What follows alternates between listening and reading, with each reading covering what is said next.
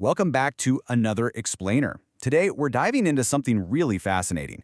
We are unpacking a massive, strictly data-driven investigation by economists Derek McCullough and Matthew D. Webb. It's titled, Good Guys with Guns: The Relationship Between Legal Firearm Ownership and Firearm Deaths and Crime in Canada.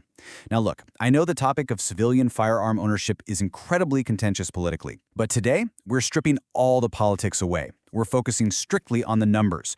We are going to look at a huge new set of administrative data from Canada to see what actually happens when legal gun ownership surges. So it all really boils down to this one punchy, highly debated question, right? Does a rise in legal gun ownership actually mean a rise in crime? It's a core assumption behind a whole lot of public policy. But as we know, assumptions aren't facts. To find the actual truth, we need rigorous data, and we need an environment with strict rules to serve as a proper, clean testing ground. Here is our roadmap for today. 1. Canada's unique gun landscape. 2. Tracking legal firearm data. 3. Analyzing crime and death. 4. The unexpected data findings. And finally, number 5. The illegal market factor. Okay, let's dive into part 1, Canada's unique gun landscape. Let's set the stage for the data.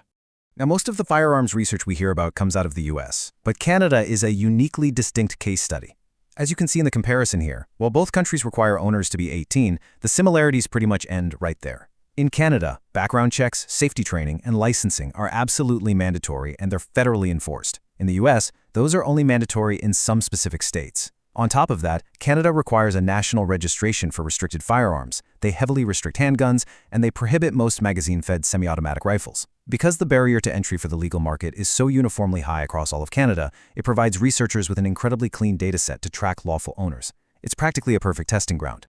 To really understand this study, we need to know exactly what we're measuring. The researchers focus on what they call the extensive margin of legal firearm ownership. In plain, everyday terms, this is basically the licensing requirement.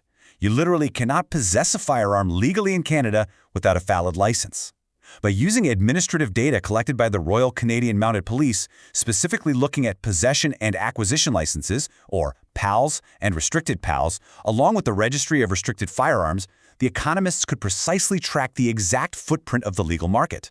And that brings us perfectly to part 2. Tracking legal firearm data, specifically the surge from 2013 to 2019. Prepare yourselves, because the numbers here are pretty wild. Okay, looking at the actual numbers charted out, when we track restricted guns per 100,000 people, a really steep upward trend jumps right out at you. You can clearly see that the vast majority of this surge is driven by handguns, which just climbed rapidly during this window. Rifles also saw a steady, albeit slightly smaller increase. Now, because non-restricted firearms don't require registration in Canada, they are tracked on this particular chart, but this data gives us a pristine, undeniable look at a totally booming restricted legal market. And this brilliantly illustrates that it wasn't just existing owners buying more guns, you know? It was a massive flood of new people entering the market.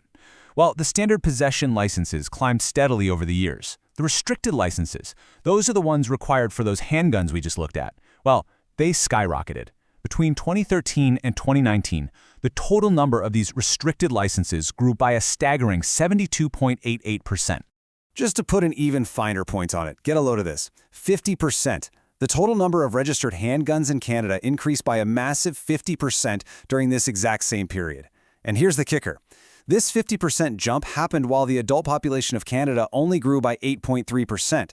So what we have here is a disproportionate, absolutely massive surge in legal restricted gun ownership. The stage is perfectly set to test our core question. What actually happens to society when you drop 50% more handguns into it? Let's transition to the other side of the equation for part 3, analyzing crime and death. What was happening with homicides and suicides while Canadians were buying all these legal handguns? Geographically, the data reveals a really fascinating split. If you look at the mapping of homicides on the left, they are heavily concentrated in specific pockets, like Manitoba and Ontario. But then look over at suicides on the right. The geographic footprint is entirely different. It's heavily concentrated in regions like Saskatchewan and the Northwest Territories. This stark visual difference immediately tells us that homicides and suicides are actually being driven by completely different underlying societal factors. So here is the most crucial takeaway from all this mapping. Remember that massive 50% surge in legal handguns? Well, during that exact same period, national homicide and suicide rates stayed practically flat. It's a stark visual juxtaposition. Legal ownership shot up drastically, but violent outcomes, they barely budged. Moving right along to part 4, the unexpected data findings. Let's really test this correlation. Of course, just eyeballing visual trends isn't quite enough for economists, right? Let's get into the core regression analysis. The researchers used advanced statistical modeling to isolate the specific impact of legal guns, completely stripping away other local variables. And the results? They were incredibly muted. Honestly, they found a series of null results. Statistically speaking, the surge in legal firearms had zero strong link to homicides, zero strong link to suicides, and no measurable effect on overall firearms-related crimes. While they did find some very minor effects like more licenses, slightly decreasing documentation issues, the overarching macroeconomic impact of the legal gun surge on violent crime was essentially zero. I want to read you this quote directly from the researchers, just to reinforce what we're looking at here. Quote, "We failed to detect any effects on firearms-related deaths, firearms-related suicides, firearms-related assaults, or any of those deaths where a specific firearm was suspected of being used in a death in Canada between 2013 and 2019. That is a highly powerful, perfectly objective conclusion. It's drawn not from political talking points, but from literally hundreds of thousands of hard data points. This data is incredibly relevant to modern public policy. Take the Canadian government's recent enactment of Bill C-21, for example. It includes a freeze on the market for legal handguns, effectively capping them at 2022 levels, alongside a proposed buyback of assault-style rifles. Now, these measures focus entirely on restricting the legal market, but this study acts as a rigorous stress test, challenging whether that specific variable actually impacts public safety. The data suggests that because there is so little evidence of a strong relationship between legal ownership and violence, Canada's already existing stringent licensing laws might have actually already struck the necessary balance for public safety within the legal market. Finally, let's wrap up with part 5, the illegal market factor. Let's understand the why. So the crucial point we need to ask is why? Why did a massive surge in handguns not result in a surge of crime? Well, economists explain this conceptually using causality maps, which are known as DAGs, or directed acyclic graphs. Let's walk through this chart. The theory clearly separates legal guns from illegal guns.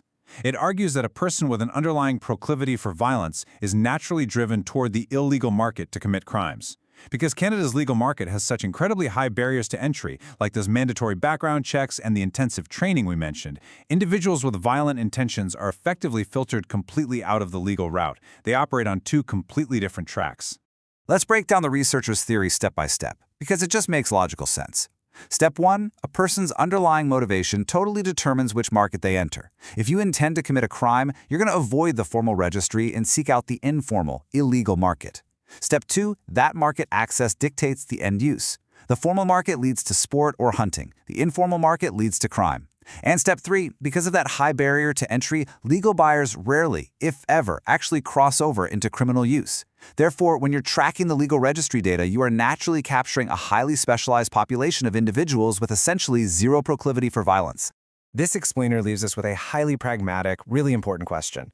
If the data clearly shows that surging legal ownership doesn't actually drive violent crime, and that existing regulations might already strike a pretty good balance, where should public policy look next? How can we better utilize data to target the informal, illegal firearms market that is actually driving the violence in our communities? Keep asking those tough questions, and thank you so much for joining me on this explainer. Catch you next time.